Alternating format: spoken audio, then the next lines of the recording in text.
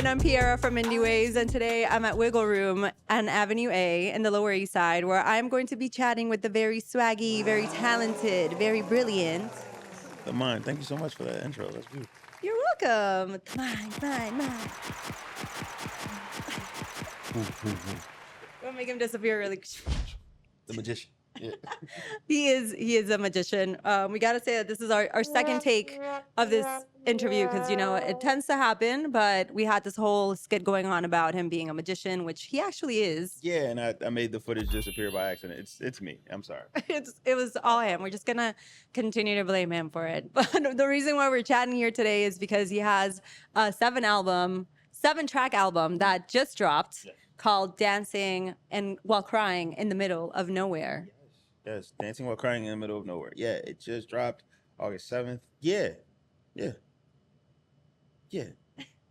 feel like it seems like he feels good about this. Yeah. No, I feel great about it. I don't know why I just blanked out in space there for a second. No, it is. Well, because it's our second time talking about it. No, it is a great this body of work that I worked on with a bunch of amazing individuals from far and wide, and I think we came together and made something really, really special, and I hope that everyone enjoys it. It's actually a really beautiful body of work. And the title, can you tell me what inspired it? Yes. Me being a sad, lonely boy, I think no, it came from kind of this song and dance that kind of happens with us as human beings as we go through our everyday lives. We start to think to ourselves about like are these interpersonal relationships that we have with people where we are not completely present. We are faking the funk. We are dancing in front of people, and like the whole entire time when we go home, we take off that cool and we take off these faces that we played all day, and we're really sad or we're crying and we're trying to deal with whatever's going on in this crazy world. And I think I started realizing in my own personal life how much I was doing that, and I no longer wanted to play that game anymore because it was then affecting like how I existed, not only in these relationships but also in spaces. I was going to beautiful places all over the world, and I never felt like I truly enjoyed it. I never felt like I actually was present, and so every place became nowhere. Every place felt like I was dancing while crying. It's very beautifully said. Thank you. Yeah, it's a great way of letting yourself know that this is going to be something that you can look back on now and whenever you feel a little lost again. And it's also there for you to listen to if you feel a little lost. And I do agree with you that sometimes we do wear these masks and we cry by ourselves because we're trying to make sure that we're not putting our baggage onto somebody else. Guarantee. I myself always kind of feel like Atlas, where I'm like holding up the world. And everybody else's world. I'm an empath to the max, so I feel like I'm always walking around with other people's problems on me. Sometimes I'm sad about something. I'm like, it's not even me. Like, what's happening? Why am I crying for this other thing that has nothing to do with me? But at the same time, like, I feel like if we all gave each other that much grace and had that much empathy, then we could hold up each other, and it wouldn't be so heavy on any of us. So yeah, correct. Having a little bit of empathy always helps. And Mad Honey was the latest single that you just dropped from the album, and you just had a screening also for the music video. How much fun did you have making that song come to life on screen? Oh, it was amazing. It was so much fun. This is probably the most adventurous we've ever got on a visual, where we were acting a little bit. We were, like had like prosthetics and makeup and all types of crazy stuff. It was fun. It was like a really dope location. We went to this place called Primrose Farm in like St. Charles. It just was cool. It was we had like a little SFX, thing going on where, my head explodes. It was dope. It was a lot of fun. It was probably like, to date, probably one of my most fun videos to shoot. Yeah. You ever see yourself doing a bit more acting in the future? Leave it up to these guys, yeah, for sure. But left up to me. But no, that's what good friends are for. They're gonna push you to do things outside of your comfort zone, to do things that like they think that you would be good at, and I trust their taste and I trust their ability to see things outside of myself. So. Yeah, if they say that I should do it, I probably will pursue it a little bit more. Friends always have a great way of seeing something else that you might not see.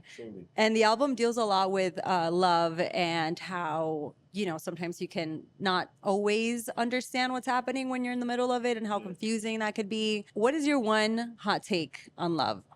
it's not. I guess it's not the hottest of takes, but it's a it's a take of that love is not a monolith. It is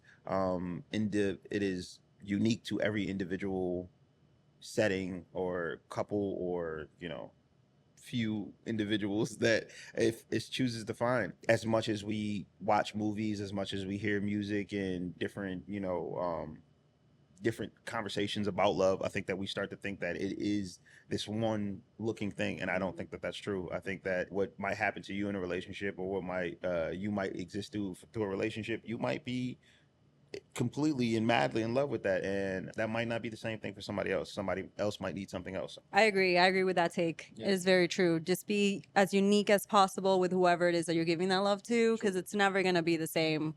Never can't. Yeah. Can't try to replicate things, except for this interview. This is our second take. And you created the album at the legendary Classic Studios in Chicago. Yeah. What can you tell us about being in a space as a creative and how it helps you unravel and create music that's uniquely you? Yeah, I think it's something. I'm gonna say two words that are the exact same. There's something special about being in a room with specialists, right?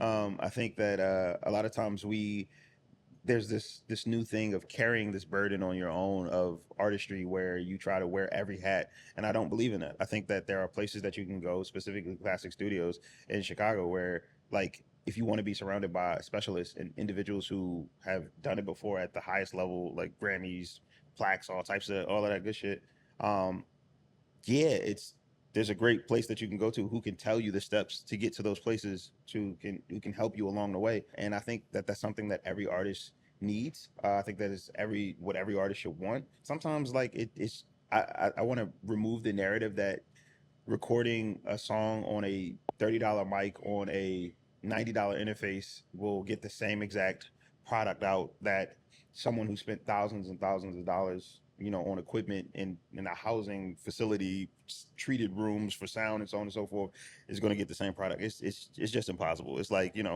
it's like watching a movie that was created, like, in a back alley, and then somebody else being like, this is a sound stage in, Los Angeles. Of course you have to also meet there with the talent, but I think when talent meets specialists, something magical can happen. True. Yeah, I agree. And it goes back to your whole point of working with specialists. And when you bring specialists into a room and your own specialty, I think magic happens. Truly, truly, truly, truly.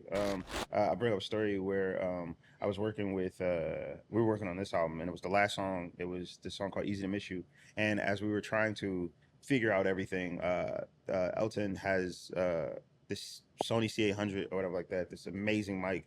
I had the I guess the privilege of using this amazing mic, and I re-recorded the song all the way through. The other version was also done on a very expensive mic as well. But the comparison of the two, I want to try this again, and I played it for him, and he was like, "Hey, bro, this sounds like a cover of the original song," and I was like, "Stop it, man!" Like, and so I sat down and I was like, "Why do you say that?" And he was like, "Because the emotion is missing from this, that, and third." And he was like, "Hey, I'll re-record it with you. Like, you know what I'm saying? Let me record you, and we'll figure this out." And we did, and we sat down and we got to the product to where it's at right now. And I'm glad we did have that. And you can't do that on your own. You can't sit up there. I'm one of the most, I guess, self-evaluation based individuals that I know. Like, it's kind of annoying. I never think that I can make a good product, but to have people around you who can also have those critiques and those criticisms that will help you further push to make a really great product, it's invaluable, and it's amazing. So yeah. That's such a cool story. Yeah, I need to check up what that mic is, because I'm like, it sounds like it makes magic. It does. It makes a lot of magic, I promise you. I'm sure. With your talent. The greats. Who is it? Beyonce? Is it Beyonce? Frank Ocean? Everybody? Like, yeah, like you'll see it. It's in all the pictures. Okay, so everybody knows about this mic except for me. No, it's like, I didn't know about it for a while. Whatever. I mean, I've seen the mic, but I was just, again, this is a conversation that you have at a studio where it's just like a bunch of people. They mic shootouts, right? Where it's what mic sounds best for you. Like, sometimes that might not be the mic for you, but there's the possibility where it's like an engineer will tell you, like, hey, like, let's try this other one. You know, they have a plethora of mics where you can like, all right, we'll try this one. This one sounds good for you. It just so happened that the Sony sounded good for me and got the sound that we were looking for at that time. But it was you can't do that in your house unless you're, I don't know, Benny Blanco or somebody. Like, I don't know. Like, you know what I'm saying? Like Right. And even then, even if you Google it, you're not going to know. It's better to ask someone who's actually tried it and, seen or dealt with like a couple of them, and they kind of are able to recommend something that actually works. Exactly. And on the topic of environments, you like when you grew up in the foster care system, how important is it for you now? Because that's a very unpredictable environment, right? So like, what are some things that you do now as an adult to give yourself that stability? I have a lot of bad habits still from foster care.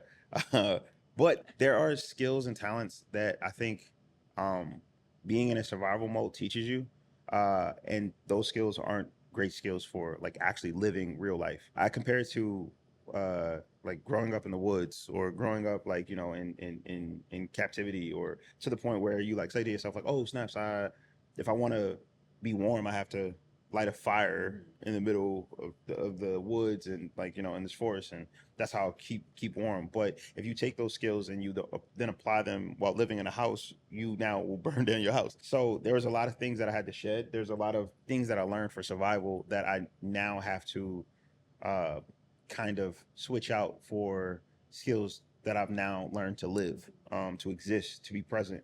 And I think that if there's one thing that foster care did teach me, it is the value of relationships, and like that there's a such thing as your actual family, and there's a such thing as like not your actual, but there's a such thing as family that you have, and there's a such thing as your chosen family and the people that you choose to build community with. And I am no stranger to the real thing, what real love feels like, what real support looks like, or whatever. And I think if there's a skill that I gained from that, it's to be able to look at that and see when people really care about me, when people really want to lift me up, when people really love me. And I think that it's so beneficial right now, where individuals like will do so much grimy shit, but now I don't know, I surround myself with people that I love and people that love me, and it makes life so much more fun. So yeah, That's very important. Yeah, to have people that really have your back, and also knowing how to suss that out. yeah, truly. Yeah, it's not something that you learn right out, Not right at all. out the gate. Right, exactly. Yeah, and then talking about being in the industry, you aside from your like your solo work, you've worked with amazing people like Smino and Noname and Chance the Rapper. What are some factors that you look in someone when it comes to collaborating? Uniqueness, individuality, like people who are themselves. I strive to do that in my own work, and if you have 3 or 4 individuals in the room who all are trying to be themselves, I think that you're going to come out with like some really good product, and something that sounds unique and the world needs. That's great, and it shows. It shows that you do a really good job at like choosing who you want to work with, and also like who doesn't want to work with this guy. Like, come on now, come on. I appreciate it. Can you share one fun or weird facts about yourself? Yeah, so I'll just say that, but like I go to movies by myself. I'm, The like way that you're saying it now, it's just so like it's you're so like I've said this before. no. I like going to any movie early in the morning, any day of the week. It doesn't have to be a specific day. It doesn't have to be the weekend. It 9 a.m. whatever time the earliest movie is, I'll go. And I like to like kind of set that world up for the rest of my day. Like I think that sets up like there's something about like leaving the movie early in the day and you still have the rest of your day. I feel like if I go see John Wick, like I feel like I'm John Wick for the rest of the day. Like, you know what I'm saying? I'm moving different. There's like a dark tint over, you know what I'm saying? Over the world, like a cinematic lens all over the world. So yeah, it's cool. Yeah. All I got from that is that you like to eat popcorn for breakfast, and you probably go to the movies early. Is it because it's a little cheaper or no? That definitely plays a factor. I think it's the fact that no one's there. Like it's just me and like some other people skipping work, or some bad kids skipping school. Go to school.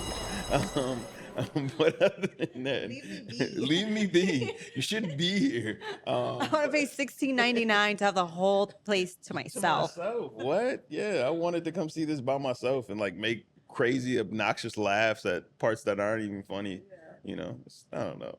Yeah, I think that's fun. I should try that too You should. one of these days. And can you? Everybody should. Well, no, not Well, actually. if No. yeah, Because then yes, they're yes. If I'm in go the to city, don't do it. But if I'm not, go crazy. Yeah. Yeah, right. Yeah. So talking about like knowing where you are, where can we find you so that we know where you're gonna be at? You can find me on all of my socials are at theMIND. On Twitter, on X. On Instagram at theMIND, Facebook at theMIND, YouTube. I think, huh? I saw the mind. Yeah, at I saw the mind. Yeah. I have an amazing website that's called the No World website. .com. It has a great little countdown that countdowns to cool things that we're doing. It has a little message box, and I read all the messages that go on there, so you can find me there as well. Yeah. Great. So now you guys know where to find him. Definitely listen to Dancing While Crying in the Middle of Nowhere. You can listen to it while you're dancing while crying, and if you live in New York City, in the middle of the subway. True. You can insert Dancing While Crying in the middle of enter wherever it is that you're in. You will have such an amazing time. Truly, thank you so much for your artistry, your time. Can't wait to hear what you're going to cook up next. Let's go. Thank you so much. I appreciate Thank you. Let's go. Great.